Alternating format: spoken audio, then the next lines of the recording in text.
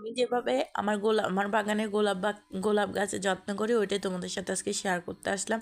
Friends, আমার গোলাপ গাছটাতে অসংখ্য ফুল ফুটছে। যারা তো আমার ভিডিও নিয়মিত দেখো তারা তো জানো আমার ছাদ বাগানে আমি গোলাপ গাছ লাগাইছি। আমার হাজব্যান্ড আমাকে গিফট করছিল গোলাপ গাঁদা, 2টা গাঁদা গাছ গিফট করছিল। আছে আলহামদুলিল্লাহ, এখন আমার গোলাপ গাছে ফুল ফুটতেছে।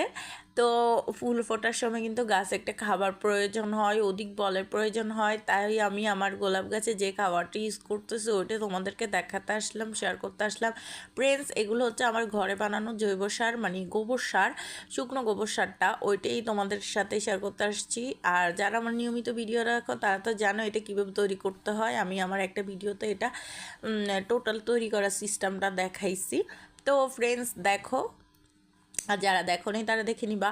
তো এগুলো আমি ভালো করে গাছের গোড়াটা করে নিলাম, তারপরে অধিক পরিমাণে বেশি করে এগুলো দিয়ে দিতেছি, গোড়ার মধ্যে দিয়ে পানি দিয়ে দেবো, জাস্ট এতটুকুই সেবা। এখন তোমাদেরকে দেখাচ্ছি আমার গাছে কত ফুল ফুটতেছে, এই যে দেখো ফ্রেন্ডস। তারপর আমার গোলাপটা ইন্টারেস্টিং বিষয় হচ্ছে আমার গোলাপটা কিন্তু নিচে পাপড়িগুলো লাল, মধ্যখানে যে পাপড়িগুলো আছে ওগুলো পিঙ্ক কালার, অনেক সুন্দর আর কিউট। দেখো, তোমাদের কি ভালো লাগলো? ভালো লাগলে লাইক কমেন্ট শেয়ার করে